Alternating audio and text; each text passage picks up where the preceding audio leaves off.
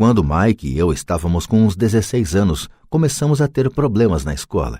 Não éramos maus garotos, apenas começamos a nos distanciar da maioria. Trabalhávamos para o pai do Mike depois das aulas e nos fins de semana. Muitas vezes Mike e eu passávamos horas depois do trabalho sentados junto do seu pai enquanto este se reunia com diretores de banco, advogados, contadores, corretores, investidores, gerentes e empregados. Ele era um homem que deixara a escola aos 13 anos e agora dirigia e instruía, comandava e questionava pessoas com alto nível de escolaridade. Elas acorriam a seu chamado e se preocupavam quando ele não as aprovava. Esse era um homem que não tinha acompanhado a multidão, um homem que pensava por si próprio e detestava as palavras "temos que fazer assim, porque todos fazem assim". Ele também odiava ouvir "não é possível". Se você quisesse levá-lo a fazer alguma coisa, bastava dizer "acho que o senhor não consegue isso". Mike e eu aprendemos mais assistindo a essas reuniões do que em anos de escola, incluindo a faculdade. O pai de Mike não tinha uma instrução formal, mas tinha conhecimentos financeiros e, em consequência, era bem-sucedido. Ele costumava repetir para nós: uma pessoa inteligente contrata pessoas mais inteligentes do que ela mesma. Portanto, Mike e eu tínhamos o privilégio de passar horas ouvindo e, no processo, aprendendo com pessoas inteligentes. Mas por causa disso, Mike e eu não podíamos acomodar-nos ao dogma padrão que nossos professores pregavam. E isso criava problemas. Sempre que um professor falava, se vocês não tirarem boas notas, vocês não se sairão bem no mundo real, Mike e eu franzíamos as sobrancelhas. Quando nos diziam para seguir as normas e não nos desviarmos das regras, víamos por que esse processo de ensino desestimulava de fato a criatividade. Começamos a entender por que Pai Rico nos dizia que as escolas se destinavam a formar bons empregados em lugar de bons empregadores. De vez em quando, Mike e eu perguntávamos a nossos professores como se aplicava na prática o que estávamos estudando, ou por que não estudávamos o dinheiro e como ele funcionava. Esta última pergunta era muitas vezes respondida com a afirmação de que o dinheiro não era importante, que se nós tivéssemos uma educação excelente, o dinheiro viria atrás. Quanto mais sabíamos sobre o poder do dinheiro, mais nos distanciávamos de nossos mestres e colegas. Meu pai instruído nunca me pressionava em relação às notas. Muitas vezes me perguntei por quê. Ele, porém, começou a discutir sobre dinheiro. Com 16 anos, já tinha provavelmente uma base de conhecimentos sobre dinheiro melhor do que minha mãe e meu pai. Eu sabia escriturar livros contábeis, ouvia especialistas em tributação, advogados especializados em questões empresariais, gerentes de banco, corretores imobiliários e investidores. Meu pai falava com professores. Certo dia, meu pai falou que nossa casa era seu maior investimento. Uma discussão um tanto desagradável teve início quando eu lhe mostrei por que não achava que uma casa fosse um bom investimento. Havia uma diferença na percepção de meu pai rico e de meu pai pobre no que se referia a casas. Um pensava que sua casa era um ativo, o outro que era um passivo. Atualmente ainda ouço contestações à ideia de que uma casa não é um ativo.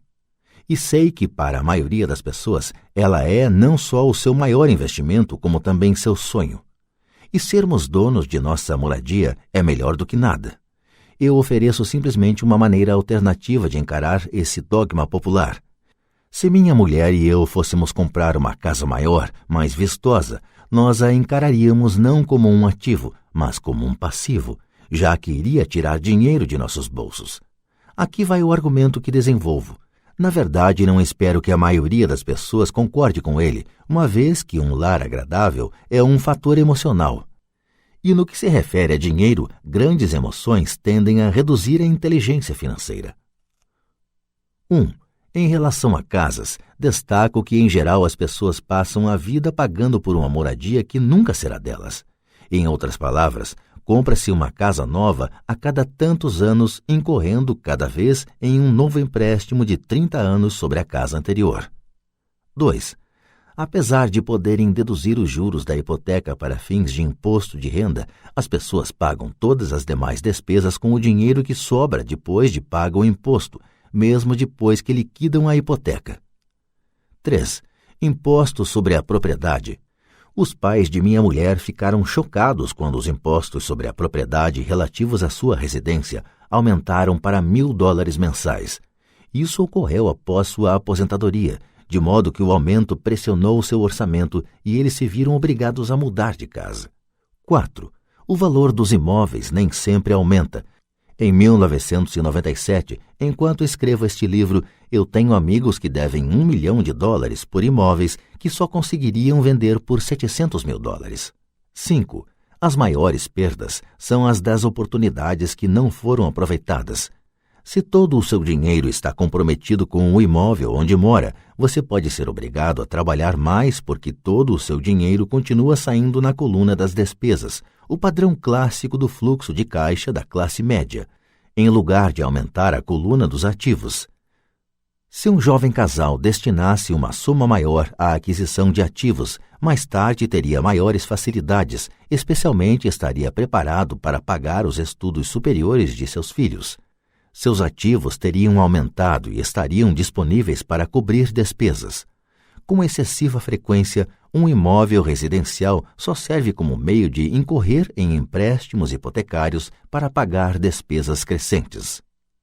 Em suma, o resultado final de optar por possuir um imóvel residencial caro demais, em lugar de começar a formar um portfólio de ativos mais cedo, prejudica o indivíduo de 3 formas.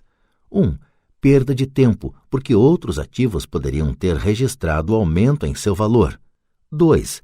Perda de capital adicional, que poderia ter sido investido em vez de se ter pagado as altas despesas de manutenção relacionadas diretamente ao imóvel residencial. 3. Perdas na instrução. Com muita frequência, os casais consideram seu imóvel residencial, as poupanças e o plano de aposentadoria como o total de sua coluna de ativos. Como não têm dinheiro para investir, eles simplesmente não investem. Isso lhes custa a experiência do investimento.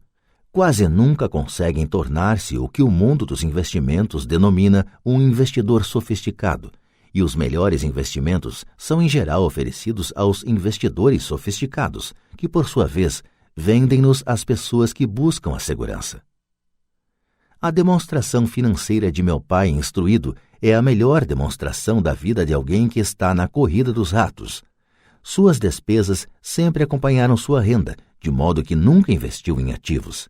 Em consequência, seus passivos, como a hipoteca imobiliária e as dívidas do cartão de crédito, eram maiores que seus ativos.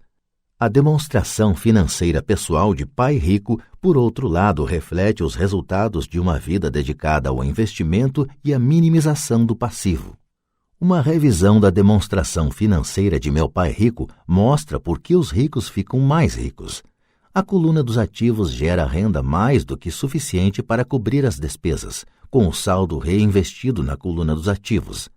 A coluna dos ativos continua crescendo e, portanto, a renda gerada continua crescendo com eles. O resultado é, os ricos ficam mais ricos. A classe média se encontra em um estado de constantes dificuldades financeiras. Sua renda principal é gerada por salários, e quando seus salários aumentam, os impostos também aumentam. Suas despesas tendem a crescer no mesmo montante de seus salários, daí a expressão corrida dos ratos. Eles consideram seu imóvel residencial como seu principal ativo, em lugar de investir em ativos geradores de renda. O padrão de se considerar o imóvel residencial como investimento e a filosofia de que um aumento de salário significa que você pode comprar uma casa maior ou gastar mais é a base do atual endividamento da sociedade. Este processo de despesa crescente faz com que as famílias se endividem mais e tenham mais incerteza financeira, mesmo quando progridem no emprego e recebem aumentos salariais regulares. Esta é uma vida muito arriscada decorrente da precária instrução financeira. A maciça perda de empregos da década de 1990, o downsizing das empresas, trouxe à luz a instabilidade financeira da classe média. De repente, os planos de pensão das empresas estavam sendo substituídos por planos 401k, planos de contribuição definida em que a aposentadoria resulta do montante acumulado ao longo dos anos e que são o oposto dos antigos planos de aposentadoria em que o benefício era definido. A Seguridade Social está obviamente com problemas e não pode ser considerada uma alternativa de aposentadoria. O pânico se instalou na classe média. O bom nestes dias é que muitas dessas pessoas reconheceram esses problemas e começaram a aplicar em fundos mútuos. Este aumento nos investimentos é responsável em boa medida pela acentuada alta do mercado de ações. Hoje, mais e mais fundos mútuos estão sendo criados em resposta à demanda da classe média.